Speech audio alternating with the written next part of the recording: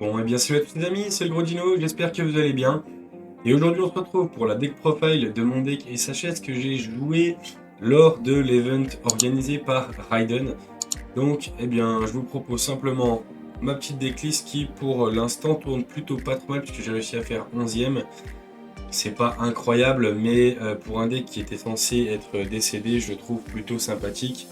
Donc eh bien je vous propose de vous montrer ça tout de suite. Allez, on est parti, let's go! Donc on est parti pour ce petit deck profile. On va commencer avec les normal summon les plus sympas du deck. Donc normal summon et extender. Donc trois arbalètes qui quand elles quittent le terrain vont simplement aller tuto n'importe quel SHS. Donc c'est vraiment ultra fort. Elles s'équipent et c'est la normal summon la plus sympathique du deck. Avec ça, on va jouer 3 motos qui, elles, vont tuto n'importe quelle carte SHS de votre deck à votre main. En plus, c'est un monstre synthoniseur, on va voir que c'est très utile par la suite. On joue aussi 3 chariots, c'est la moins bonne norme, mais elle fait quand même le travail. À son invocation, elle se passe en défense, on peut la repasser en attaque. Pour aller tuto un âme samouraï supra lourd, c'est selon moi la moins bonne à avoir, mais quand on l'a et qu'on n'a que ça, on fait avec. On va continuer avec 3 prodiges. Prodige, quand elle est équipée, quand elle est activée en pendule, eh bien vous pouvez simplement set un autre pendule de l'autre côté, puis l'invoquer. Attention, si l'autre zone pendule est prise, vous ne pouvez pas bénéficier de cet effet-là.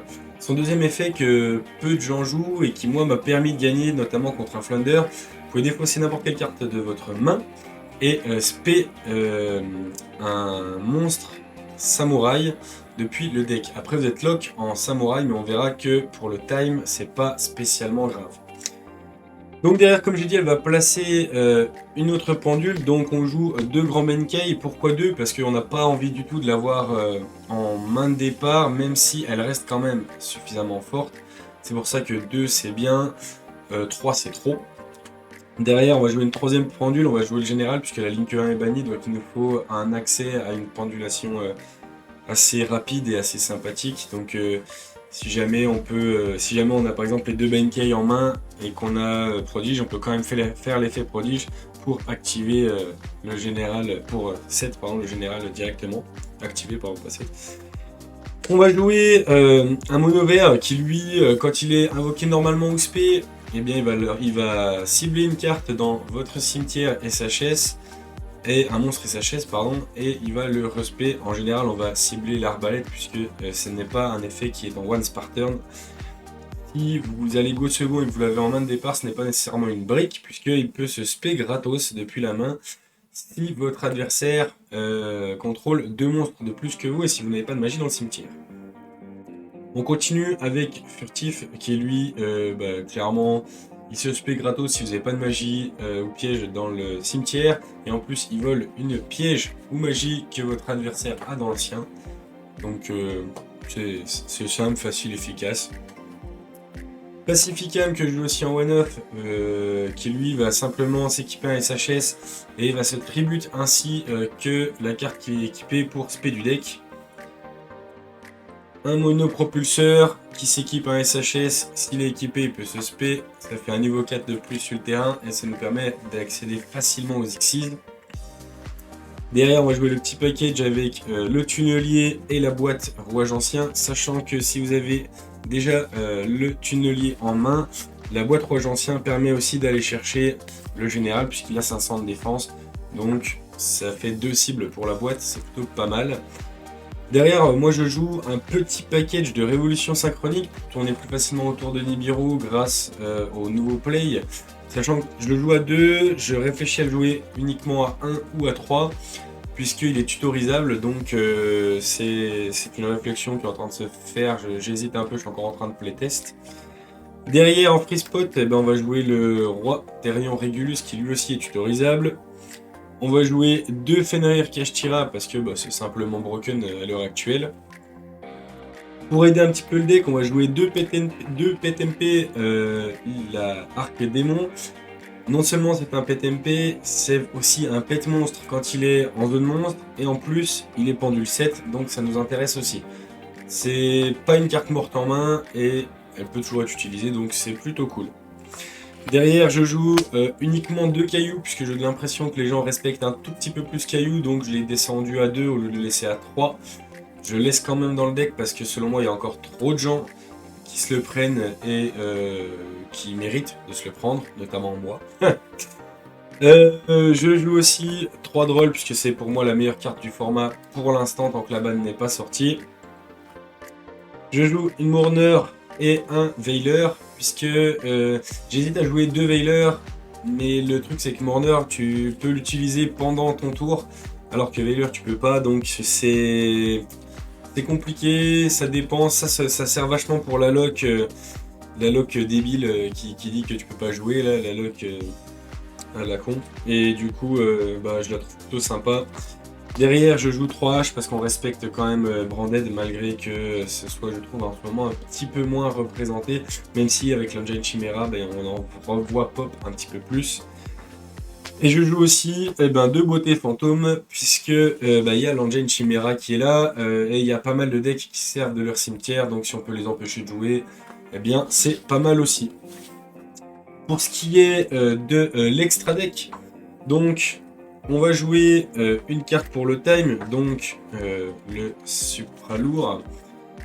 Lui, on peut le faire de plusieurs façons, notamment avec la petite pendule, qui, en plus de pouvoir set une carte de l'autre côté, enfin activer un autre pendule de l'autre côté, quand elle est en zone monstre, on peut défausser une carte de sa main pour spé un Heavy Sam du deck. Après, on est lock en Heavy Sam, et vu que c'est un Heavy Sam, eh bien, on peut faire le ninja quand même et burn. C'est comme ça que j'ai réussi à gagner, notamment. Contre le deck Flounder, ma foi, je suis désolé encore s'il voit la vidéo, mais c'est comme il dit, c'est malheureusement le jeu.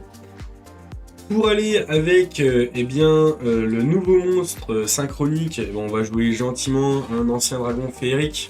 Alors en ghost c'est juste pour flex, hein. Après on peut jouer dans n'importe quelle rareté.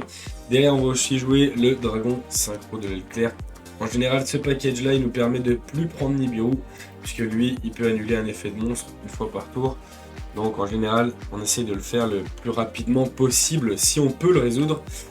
Pour le grind, on va jouer le Seigneur Structure Psy.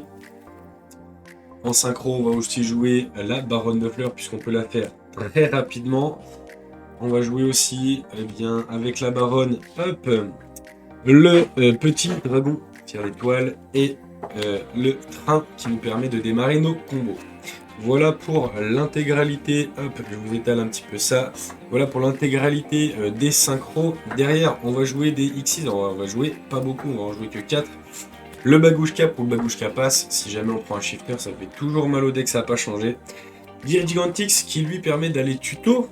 Et le petit synchro, et du coup ça fait, c'est pour ça que je réfléchis à jouer soit x1 soit x3, je sais pas encore comment je vais réussir à choisir. On joue le package pour aller tuto le Régulus, donc un Sargas et un Pétard, qui nous permet donc d'aller tuto le Régulus, et en lien on va jouer un Don Clifford. Si jamais on ne peut pas passer par ces deux cartes-là, on a toujours Don Clifford qui nous permet d'aller chercher le Régulus. La baliste Roi Gentien pour la loupe avec la boîte qui va tuto. Une Apollousa et une Goddess, parce que il y a des cartes qu'on a un peu du mal à gérer, notamment la Link 5, si je dis pas de bêtises, de Dragon Link. On va passer maintenant au side, donc sachez que les sides c'est propre à chaque événement. Et suivant les étapes qu'on a pendant le reste de l'année.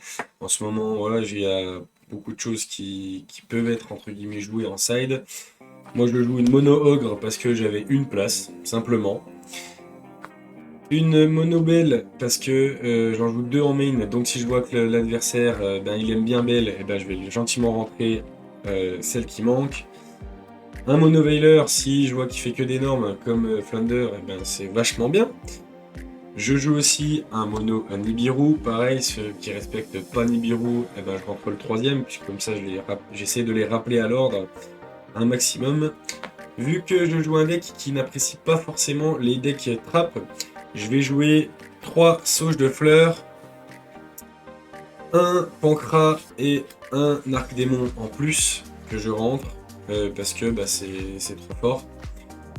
J'aime pas forcément non plus que l'on me bannisse mes cartes, donc j'ai décidé de jouer Lancea. Lancea qui est fort aussi contre, qui est pas mal contre Rescue Ace, et il me semble que contre Manadium ça peut être aussi assez sympathique. Je joue 2 Cancre la Vengeur, et bah pareil, hein, c'est pour Runic parce que Runic est toujours présent dans la méta. Et je joue une carte d'extra deck, le Cafard. Donc le Cafard qui dit que votre adversaire ne pourra pas invoquer de monstre max niveau 5 ou plus. Donc eh bien contre cash pardon, et ben c'est free. Voilà les amis. Sur ce, on se dit à lundi pour les actus de la semaine. Allez, ciao!